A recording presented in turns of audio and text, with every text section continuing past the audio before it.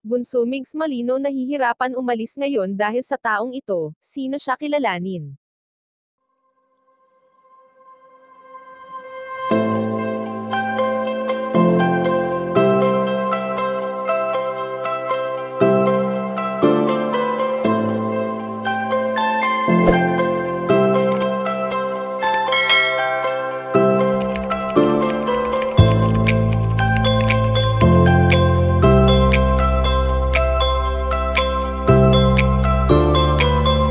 Patuloy pa rin na nai-inspired ngayon ng libo-libong netizens sa mga naging pinagdaanan ni Bunso Migs Malino, isa pa nga rin ay ang patuloy na pagbibigay ligaya nito sa mga taong kapuspalad at mga lubos na nangangailangan.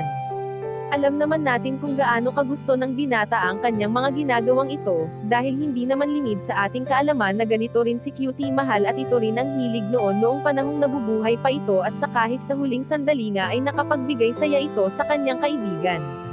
Sa pag-uugaling ito nga ng dating magkatambal na sina Bunso Migs Malino at Cutie Mahal ay talagang match na match sila, dahil sa pareho silang may mabuting kalooban. Samantala ngayon ngang nililibang na lamang ng binata ang kanyang sarili sa pagtatrabaho ay ayon naman sa aming nakalap na impormasyon na minsan nang nahirapan si Bunso Migs Malino na umalis ng dahil sa taong ito. Ito ang pagpapatunay kung gaano kalubos kung magmahal ang binata, dahil sa hindi niya nais na iwan si Baby Chaos nang minsan ay puntahan niya ito.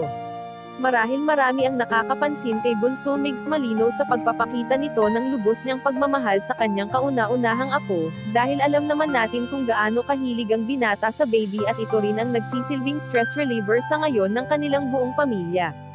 Kayo mga kachika, anong masasabi niyo dito? Please leave the comment and don't forget to subscribe.